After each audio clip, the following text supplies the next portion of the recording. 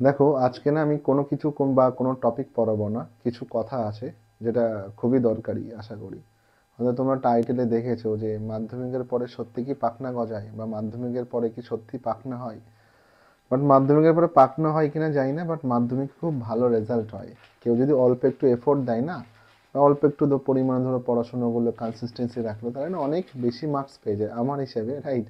তো দেখো, যখনই মাধ্যমিকে না ভালো মার্কস পেয়ে যায় তখন না কনফিডেন্স তো চলে আসে। এর সাথে সাথে না অনেকে না ওভার কনফিডেন্সও চলে আসে। ওভার কনফিডেন্সের চলে আসার ফলে এটা ভেবে না বসে না হয়তো টেস্টের পরে যে আমি 2-3 মাস পড়েছিলাম, বা আমি এই অল্প কিছু করেছিলাম প্র্যাকটিস, এগুলোই করলে হয়তো হয়ে যাবে। বা তোমার প্রিভিয়াস ইয়ারে কোশ্চেন PYQ করেছিলাম, বা ওই ছোট চটি বই যেটা দেখবে ফিজিক্যাল সায়েন্সে যেটা আমি পড়াই, ওই 150 পেজেরই বই থাকে। কোনো বই দেখবে 148 পেজ থাকে, বা কোনো বই 151 পেজ বা 152 পেজেরই থাকে, রাইট? তো দেখবে এই বইগুলো না এরমই পেজ থাকে। তো এই 150 পেজ তুমি যারা মানে ওয়েস্ট বেঙ্গল বোর্ড থেকে মাধ্যমিক দিচ্ছ, একটু ভাবো বাবা, 9-এ আমাদের ওয়েস্ট বেঙ্গল বোর্ডে তোমার মানে ডিসেম্বরে এক্সাম শেষ হয়ে যায়, রাইট? বাট আমাদের এক্সামটা হয় ডিসেম্বরে, অনেকে পড়া শুরু করো, বা যেমন আমরা কোচিংয়ে ডিসেম্বর থেকে পড়ানো শুরু করি। তো এদিকে 3 মাস টাইম পাও, আর ওই 1 বছরের মতো টাইম পাও, প্রায় 1 বছর 3 মাসের মতো টাইম থাকে। 1 বছর 3 মাসে তুমি যদি 150 পেজের বই পড়ো, তো আরামসে না পার ডে যদি একটা করে পেজও মুখস্থ করো কিছু না বুঝে শুনেই, তাও দেখবে অনেক ভালো রেজাল্ট করা সম্ভব। কারণ অনেকে সেটা ভাবে, বাট 11-12 অনেকে সায়েন্স নেওয়ার পরে কি হয়, দেখবে সিলেবাসটা অনেকটা হিউজ হয়ে যায়, ভাস্ট হয়ে যায়, কম্পিটিটিভ সিলেবাস। কারণ দেখো সেই সময় বোঝা যায়, কারণ অনেকে দেবে ইঞ্জিনিয়ারিংয়ের জন্য ভাগে, অনেকে মেডিকেলের জন্য, different different types of competition এক্সামের জন্য ভাবে।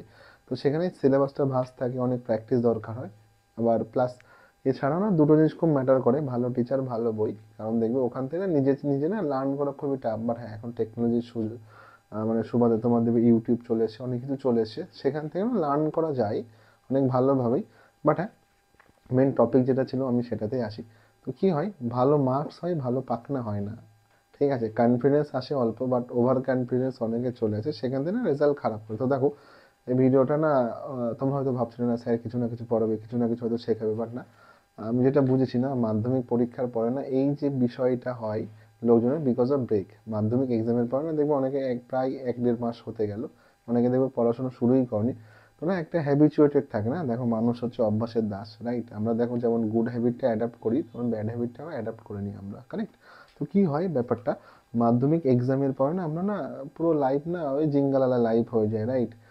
মনে হয় না সব কিছু আমরা করে ফেলেছি, ঠিক আছে, আমরা লাইফ স্টেবল।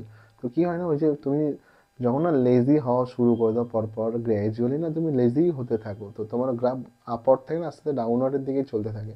তো না ওই যে ব্রেকটা থাকে, তারপর দেখবে 1.5-2 মাস না ব্রেক নিই, তারপর যখনই তোমার মনে হয় না একটু পড়াশোনা শুরু করি, অনেকে দেখবে পড়াশোনা শুরু করে দেয়, সেই সময় দেখবে অনেক যেন প্রবলেম শুরু হয়ে যায়। কী ধরনের প্রবলেম, না রেজাল্ট কবে দেবে, এই না এই ওয়েবসাইট থেকে বলে না আজকে রেজাল্ট দেবে, এই রেজাল্ট দেবে, এবছর কত পাস করেছে, এই ফেল করেছে, শত ভুলভাল খবর তুমি না অ্যাট্রাক্ট করো, রাইট? তো সেগুলো করা উচিত না।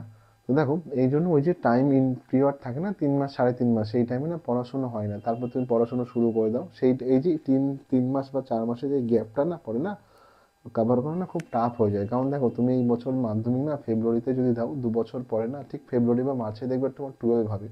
তুমি দেখবে মাধ্যমিকের রেজাল্ট পেয়ে ওই জুলাই মাসে বা জুন মাসে দেখবে তোমার স্কুলের সেশন শুরু হয়ে যাচ্ছে। তো অলরেডি তো তোমার 3 থেকে 4 মাস না তুমি টাইম কমই পাচ্ছ, রাইট? তো মাধ্যমিকে পাখনা গজায় না, কি হয় না, আমরা ভুলভাল টাইম ম্যানেজমেন্ট হয়ে যায়, হ্যাঁ। অনেকে দেখবে ওই 3-4 মাস একটু, যেহেতু সিলেবাস কম থাকে, আমি বলছি না তুমি এফোর্ট ছাড়া বা হার্ড ওয়ার্ক ছাড়া তুমি মার্কস পেয়ে যাচ্ছ, অল্প এফোর্ট দিয়ে না তুমি না রেজাল্ট পাচ্ছ অনেকটাই, রাইট? তোমার ইনপুট হচ্ছে কম, বাট আউটপুট অনেক হচ্ছে। বাট 11-12 যদি ভাবো, তোমার আউটপুট থাকে, ইনপুট থাকে অনেক, বাট আউটপুট কম থাকে রিলেটিভলি, রিলেটিভ দেন তোমার হচ্ছে ক্লাস 10, রাইট? এই হচ্ছে ব্যাপার। তো এগুলো বললাম কারণ দেখো, যারা অলরেডি ভিডিও দেখছো, দেখো বাবা, টাইম ওয়েস্ট করো তুমি, সায়েন্স আর্টস কমার্স যাই নাও না কেন, পড়াশুনো করা শুরু করে দাও, পড়াশোনার ভিতরেই থাকো, ঠিক আছে?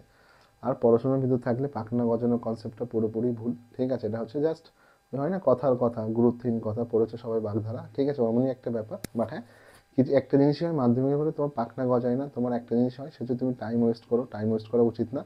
তুমি সায়েন্স আর্টস কমার্স যাই নিয়েই পড়ো না কেন, তোমার পড়াশোনার ভিতরে থাকা উচিত, পড়াশোনা করা উচিত, রেজাল্টের দিকে ফোকাস করা উচিত না।